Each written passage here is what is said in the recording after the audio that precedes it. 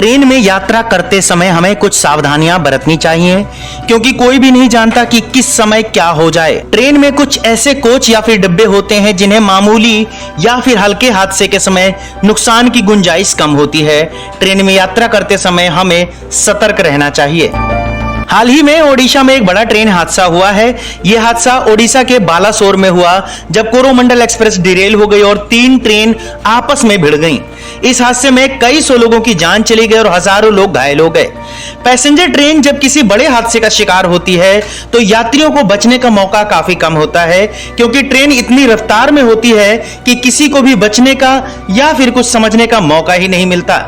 लेकिन क्या आप जानते हैं कि ट्रेन हादसे में किन कोच को कम और किन को ज्यादा नुकसान पहुंचता है, और ट्रेन के कोच के अंदर कौन सी ऐसी जगह होती है जहां हादसे के समय अपने आप को सुरक्षित रखा जा सकता है। ट्रेन में कुछ ऐसे कोच या फिर डिब्बे होते हैं जिन्हें मामूली या फिर हल्के हादसे के समय नुकसान की गुंजाइश कम होती है। आपको बता दें कि ट्रेन हादसे के समय सबसे ज्यादा नुकसान जनरल डब्बों का होता है, क्योंकि ये इंजन के करीब और सबसे पीछे लगे होते हैं।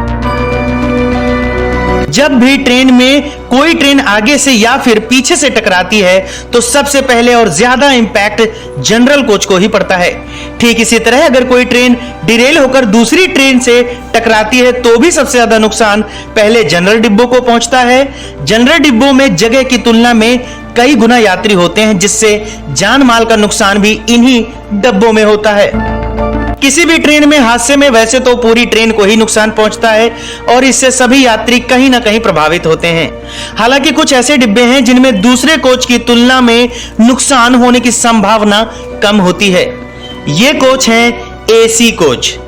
एसी कोच को सेफ इसलिए कह सकते हैं क्योंकि ये ट्रेन के बीचों बीच में होते हैं।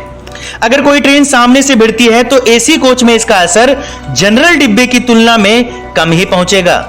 इसके साथ ही एसी कोच में जनरल और स्लीपर कोच की तुलना में भीड़ भी कम होती है, इससे नुकसान कम होने की गुंजाइश रहती है।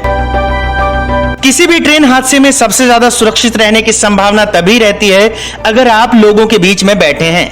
अगर आप सबके साथ बैठे हैं तो झटका लगने से आप सीधे ट्रेन की दीवार, फर्श, सीट, विंडो से नहीं टकराएंगे। इससे आपके चोटिल होने की संभावना कम हो जाती है।